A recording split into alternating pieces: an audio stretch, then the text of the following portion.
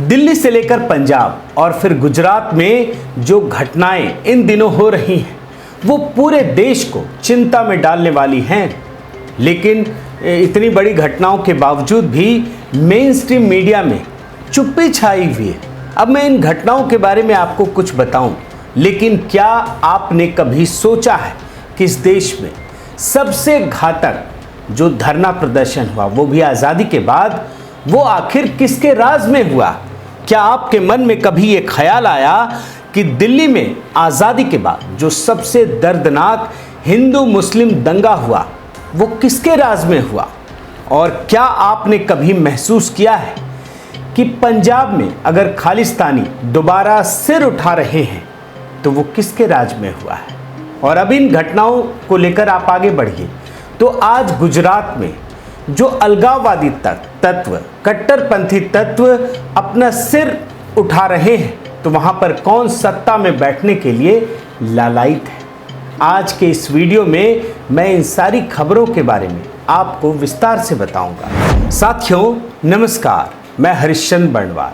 आज केजरीवाल की उस राजनीति की चर्चा करूंगा जिसमें उनके खिलाफ ये आरोप लगता रहा है कि सत्ता के लिए वे राष्ट्र विरोधी ताकतों से भी गठजोड़ करने से परहेज नहीं करते हैं। और इससे जुड़ी कुछ खबर आपको आज मैं इस वीडियो में दिखा रहा हूं। लेकिन उससे पहले एक महत्वपूर्ण खबर, और ये खबर तेलंगाना से है। 3 अक्टूबर को हैदराबाद से अब्दुल जाहिद, मोहम्मद समीउद्दीन और हसन फारूक को गिरफ्तार किया गया। इनके पास से पाकिस्तान से आए हुए 3 चीनी हैंड ग्रेनेड बरामद किए गए। और ये जो चीनी हैंड ग्रेनेड है ना, ये पाकिस्तान ने ड्रोन के जरिए पंजाब में गिराया था, जो पंजाब से सीधे तेलंगाना पहुंच गए। अब ये खबर क्यों महत्वपूर्ण है आप समझिए। पंजाब में इस समय आम आदमी पार्टी की सरकार, जो केजरीवाल की सरकार है, उन पर यह आरोप लगता रहा है और लग रहा है कि वे अलगाववादी ताकतों को आगे बढ़ा रहे हैं, उसके हिमायती है, उसके समर्थक हैं। और जब से भगवंत मान की सरकार बनी है वहां पर खालिस्तानी मुखर हो उठे। और इससे जुड़ी कुछ खबरें अभी हाल की मैं आपको दिखा रहा हूं। ये देखिए, ये खबर है होशियारपुर की। यहां पुलिस के सामने खुलेआम खालिस्तानियों के समर्थन में नारे लगे और ये हैरान करने वाली चीज है। और यही नहीं, 3-4 दिन पहले ही आप देखिए भटिंडा में सरकारी इमारत पर खालिस्तान के समर्थन में नारे लिखे गए। और ये जो घटनाएं हुई, इसे किसका समर्थन हासिल है ये भी आप समझने की कोशिश कीजिए।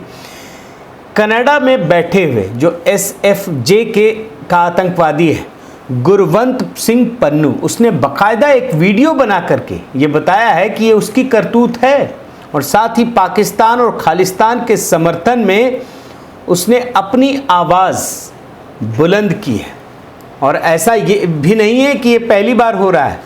पंजाब में इस प्रकार की कई घटनाएं हो चुकी हैं और पंजाब सरकार शांत बैठी हुई है। जैसे आप देखिए, इसी संगठन ने मई के महीने में मलेर कोटला में खालिस्तानी झंडे को फहराया था। और जब से भगवंत मान की सरकार बनी है लगातार इस प्रकार की घटनाओं में बढ़ोतरी हुई है। आपको एक और घटना मैं दिखाता हूं। आप देखिए, सरकार बनते ही स्वर्ण मंदिर पर खालिस्तानी समर्थकों ने तलवारें खींच ली थी। ये स्वर्ण मंदिर की बात दिखा रहा हूं आपको। और ये बात सिर्फ चुपचाप कहीं लिख दी जाए, कहीं हो जाए, ऐसा नहीं है। मुख्यमंत्री भगवंत मान कहीं दौरा करते हैं किसी राज्य में, किसी स्थान में, पंजाब की बात कह रहा हूं, तो वहां खालिस्तान समर्थन में नारे लिख दिए जाते हैं। आप रिपोर्ट देख लीजिए। यही नहीं, केजरीवाल की ही सरकार में लुधियाना की कोर्ट में, यह आम आदमी पार्टी की सरकार है, कोर्ट में हुआ बम ब्लास्ट खालिस्तानी समर्थकों की करतूत थी। और सिर्फ खालिस्तानी नहीं, जो अतिवादी शक्तियां हैं ना, उसको भी खुली छूट दे रखी है। अब मैं आपको खनन माफिया से जुड़ी खबर भी दिखा देता हूं।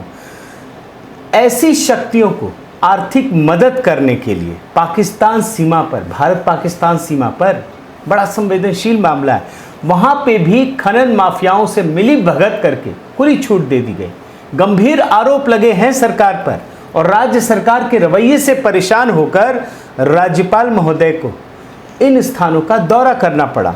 और साथ ही जो भी देश की एजेंसियां हैं ना, उनको ये कहना पड़ा, आग्रह करना पड़ा कि ऐसे जो भी लोग जो खनन माफिया हैं उन पर आप देशद्रोह का केस कीजिए जो इसमें शामिल हैं। सुरक्षा एजेंसियों से लेकर के जितने भी रिपोर्ट्स आ रही हैं उन सब में ये बताया जा रहा है कि ये जो गठजोड़ बन रहा है ना पंजाब में, वो देश की सुरक्षा के लिए बेहद खतरनाक है।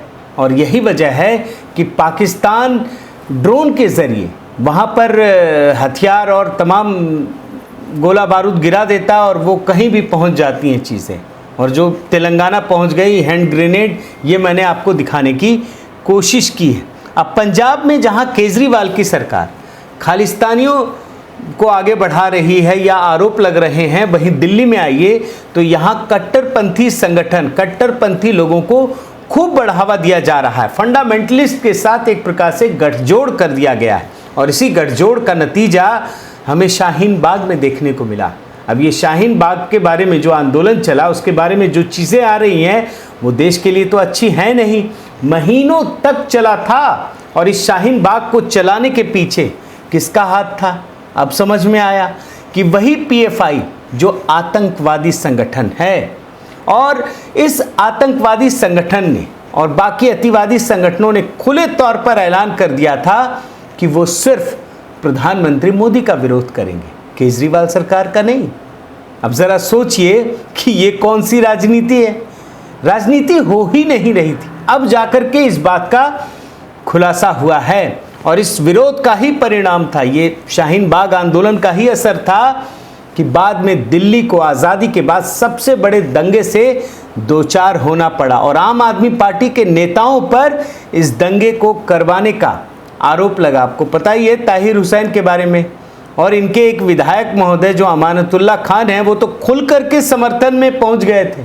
उसका तो पूरा का पूरा वीडियो और तमाम बाइटें आपको सुना चुका हूं। यहाँ तक कि कोर्ट ने भी, अब ये सिर्फ कहने की बात नहीं है, कोर्ट ने भी आम आदमी पार्टी के नेता को दंगे का दोषी करार दिया था। इसका मतलब साफ है, केजरीवाल उन शक्तियों के साथ गठजोड़ कर रहे हैं जो देश विरोध में लगे हुए, और यही काम अब गुजरात में किया जा रहा है क्योंकि गुजरात में भी चुनाव आने वाले हैं।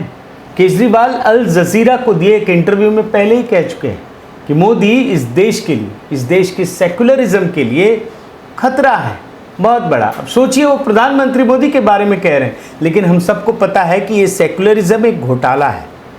अल्पसंख्यकों के तुष्टीकरण के लिए ये सारी चीज़ें की जाती हैं। अब इन परिस्थितियों में आप सोचिए कि जो गुजरात पिछले कई दशकों से शांत था, एक जो 2002 की चीज़ों को आप भूल जाएं, जो आपस में चीज़ें हुई, उसके बाद तो गुजरात में कभी दंगा नहीं हुआ, और देश के दूसरे राज्यों से तुलना कीजिए तो वहाँ तो हुआ ही नहीं। उस गुजरात में अचानक से इस प्रकार की घटनाएं क्यों बढ़ गई हैं? अब आपको मैं कुछ चीज़ें हाल की दिखा रहा हूँ। आप देखिए, ये खेड़ा में नवरात्रि मेले के दौरान जमकर पत्थरबाजी हुई। ऐसी ही पत्थरबाजी वडोदरा के बाजार में भी हुई। इनका मनोबल इतना अधिक बढ़ चुका है कि कई जगहों पर अवैध मज़ार, मस्जिद, इसका निर्माण हो रहा है। और ये कहाँ हो रहा है, एक बड़ा उदाहरण है, हम सब के लिए चिंता में डालने वाली बात है। भगवान कृष्ण की नगरी बेट द्वारका पर इनका कब्जा हो गया। और कैसे हुआ, क्या कुछ हुआ, उसके लिए मैं आपको न्यूज़ 18 इंडिया की जो ब्यूरो चीफ है ना, जनक दवे, उनके कुछ ट्वीट्स आपको दिखाता हूँ। उससे आपको सारी परिस्थितियों का अंदाज़ा हो जाएगा। अब देखिए, इन्होंने लिखा है 8 से ज़्यादा मज़ारों को तोड़ा गया है, जबकि 20 से ज़्यादा रिहायशी और कमर्शियल प्रॉपर्टी तोड़ी गई है। 1,80,000 स्क्वायर फीट सरकारी ज़मीन को खाली किया गया है। कितना संवेदनशील मामला है। और ये दूसरा ट्वीट देखिए, इन अवैध निर्माणों में देश विरोधी गतिविधियों में शामिल होने वाली शक्तियां शामिल थीं और सरकार ने बिना दबाव के इस पूरे अतिक्रमण को ढा दिया है। इसमें कुछ नाम लिखे हैं, ड्रग्स माफिया, रमज़ान पलानी, कुख्यात पंजरीवाला, बहुत सारे लोग हैं। और समुद्र के किनारे इन लोगों ने अपने लिए एक सुरक्षित स्थान बना लिया था। अब ज़रा सोचिए, भारत पाकिस्तान की सीमा, समुद्र का इलाका, और वहाँ पर ये सारी चीज़ें हो रही थी। यहाँ पाकिस्तान की सीमा में सट कर ये अवैध काम चल रहे थे। और ये ट्वीट से आप देखिए, सरकारी ज़मीनों पर धार्मिक स्थल खड़े कर उसकी आड़ में गोरख धंधे चलाए जा रहे थे। तो ये गुजरात में हो रहा है, और किन परिस्थितियों में हो रहा है वही आपको मैंने दिखाने की कोशिश की। साथियों, केजरीवाल देश की राजनीति में बेलगाम हो चुके हैं। उनमें ना किसी प्रकार की नैतिकता का भय है और ना ही वो किसी आस्था से बंधे हैं। उन पर सामाजिक बंधनों का भी कोई असर नहीं है। उनका मानवीय पहलू सिर्फ और सिर्फ सत्ता से जुड़ा है। लोकतंत्र उनके लिए एक खिलौने की तरह है। ऐसे में समय रहते अगर उन्हें लोकतांत्रिक तरीके से न बांधा गया तो वो देश की तबाही के लिए एक बड़ी वजह बन सकते हैं, और यही हम सबको समझने की ज़रूरत है।